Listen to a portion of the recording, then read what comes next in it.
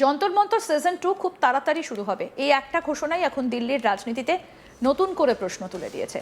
কারণ যে আন্দোলন কয়েক সপ্তাহ আগেই যন্তর মন্তরে গিয়ে জাতীয় রাজনীতির কেন্দ্রে চলে এসেছিল, যে আন্দোলনের অন্যতম বড় দাবি ছিল কেন্দ্রীয় শিক্ষামন্ত্রী ধর্মেন্দ্র প্রধানের পদত্যাগ, যে আন্দোলনকে ঘিরে ছাত্র যুবদের সঙ্গে সরকারের টানাপোড়েন চরমে উঠেছিল, সেই আন্দোলনেরই নতুন পর্বের ইঙ্গিত দিলেন ককরোচ জনতা পার্টি বা সিজেপির প্রতিষ্ঠাতা অভিজিৎ দীপকে।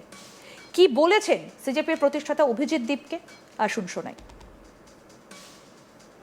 लोग इंस्टाग्राम पर कमेंट कर रहे थे कि सीजन 2 कब आने वाला है जंतर मंतर। उन लोगों को मैं कहना चाहता हूँ जंतर मंतर का सीजन 2 बहुत ही जल्द शुरू होने जा रहा है। बहुत सारे लोग इंस्टाग्राम पर कमेंट कर रहे थे कि सीजन 2 कब आने वाला है जंतर मंतर। उन लोगों को मैं कहना चाहता हूँ जंतर मंतर का सीजन 2 बहुत ही जल्द शुरू होने जा रहा है। কিন্তু এবার প্রশ্নটা আরো বড়। ধর্মেন্দ্র প্রধানকে ঘিরে প্রথম লড়াই শেষ হবার পর সিজন 2-তে টার্গেট কে? প্রধানমন্ত্রী নরেন্দ্র মোদী, স্বরাষ্ট্রমন্ত্রী অমিত শাহ, নাকি কোনো নির্দিষ্ট মন্ত্রী নয়, গোটা শিক্ষা ব্যবস্থা এবং সরকারের জবাবদিহির বিরুদ্ধে আরো বড় আন্দোলন? এখানে শুরুতেই একটা কথা পরিষ্কার করে নেওয়া দরকার। এখনো পর্যন্ত দীপকে সর্বশেষ ঘোষণায় সরাসরি মোদী বা শাহকে টার্গেট করার কথা বলা হয়নি। তিনি বলেছেন যন্তর মন্তর সিজন 2 খুব তাড়াতাড়ি শুরু হবে এবং সিজেপির পরবর্তী পর্যায়ে দেশ জুড়ে মানুষের কথা শোনার একটা লিসেনিং ট্যুর বা জনমত সংগ্রহের কর্মসূচি থাকবে। একই সঙ্গে শিক্ষা ইস্যুকে স্বাধীনতা দিবস থেকেই অগ্রাধিকার দেওয়ার কথা বলেছেন দলের মুখপাত্র সৌরভ দাস। তাই মোদী শাহ টার্গেট এটা এখনই নিশ্চিত খবর নয়, বরং রাজনৈতিক প্রশ্ন, আর সেই প্রশ্নটাই আজকের আলোচনার কেন্দ্রবিন্দু। কারণ গল্পটা এখানেই শেষ হচ্ছে না, বরং মনে হচ্ছে প্রথম পর্ব শেষ হবার পর দ্বিতীয় পর্বের স্ক্রিপ্ট লেখা শুরু হয়ে গেছে। কয়েক সপ্তাহ আগে দিল্লির যন্তর মন্তরে যে ছবিটা দেখা গিয়েছিল সেটা অনেকেরই মনে আছে।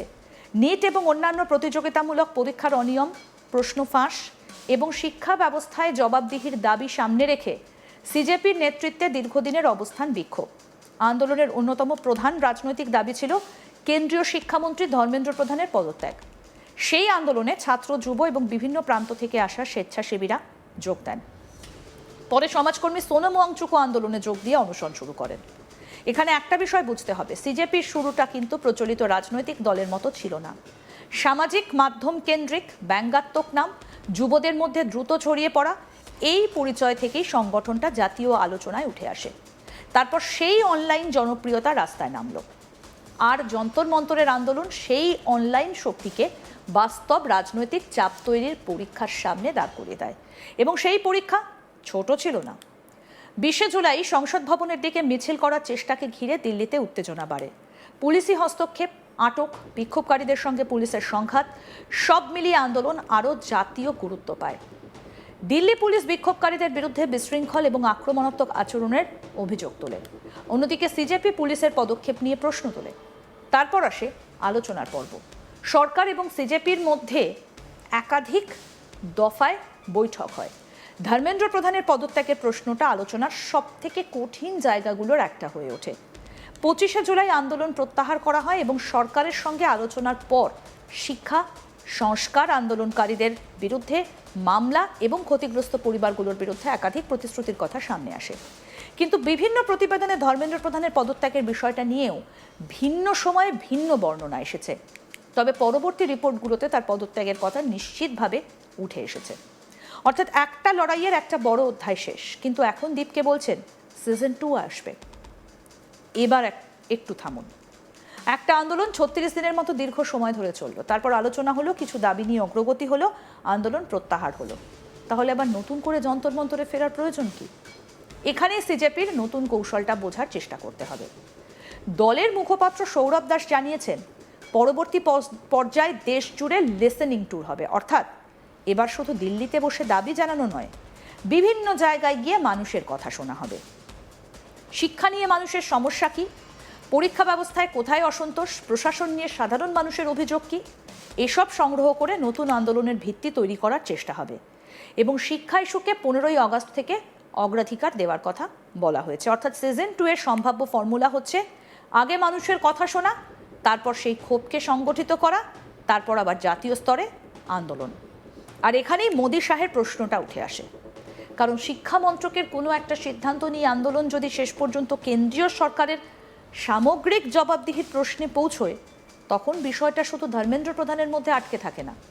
বিশেষ করে যখন প্রধানমন্ত্রী নরেন্দ্র মোদী নিজে কাগজ ফাঁসের বিরুদ্ধে ফাস্ট ট্র্যাক কোর্টের ঘোষণা করেছেন এবং অমিত শাহ সেই উদ্যোগকে সমর্থন করেছেন, তখন সিজেপির পাল্টা বক্তব্য ছিল শুধু অভিযুক্তদের বিরুদ্ধে ব্যবস্থা নিলেই হবে না, রাজনৈতিক এবং প্রশাসনিক জবাবদিহিও নিশ্চিত করতে হবে।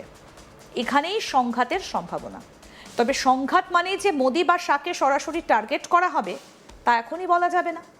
বরং সিজেপির সামনে এখন বড় চ্যালেঞ্জ হলো তারা কি একটা নির্দিষ্ট ইস্যুভিত্তিক আন্দোলন থেকে দীর্ঘমেয়াদী জাতীয় রাজনৈতিক প্ল্যাটফর্মে পরিণত হতে পারবে। কারণ রাস্তায় কয়েক হাজার মানুষ জড়ো করা এক জিনিস, আর কয়েক মাস ধরে একটা আন্দোলনকে বাঁচিয়ে রাখা সম্পূর্ণ একটা অন্য জিনিস। একটা আন্দোলনের প্রথম পর্যায়ে আবেগ কাজ করে, দ্বিতীয় পর্যায়ে সংগঠন লাগে, আর তৃতীয় পর্যায়ে লাগে স্পষ্ট দাবি, আর চতুর্থ পর্যায়ে লাগে রাজনৈতিক বিশ্বাসযোগ্যতা। সিজেপি এখন ঠিক এই চতুর্থ ধাপের সামনে দাঁড়িয়ে। প্রথমে আন্দোলনের নেট ছিল কেন্দ্রীয় বিষয়, প্রশ্ন ফাঁস ছিল মানুষের ক্ষোভের জায়গা, ধর্মেন্দ্র প্রধানের পদত্যাগ ছিল সবথেকে দৃশ্যমান রাজনৈতিক দাবি। সোনাম ওয়াংচুকের অনশন আন্দোলনকে আরও নৈতিক এবং মানবিক মাত্রা দেয়, আর সংসদমুখী মিছিল আন্দোলনকে জাতীয় সংবাদে নিয়ে যায়। কিন্তু সিজন 2তে শুধু আগের স্লোগান কপি করলে হবে না, নতুন প্রশ্ন লাগবে। আর সেই প্রশ্নগুলো কোথা থেকে আসবে? সিজেপি বলছে দেশের মানুষের কাছ থেকে। এই লিসেনিং ট্যুরটাই আসলে খুব গুরুত্বপূর্ণ রাজনৈতিক পরীক্ষা হতে পারে।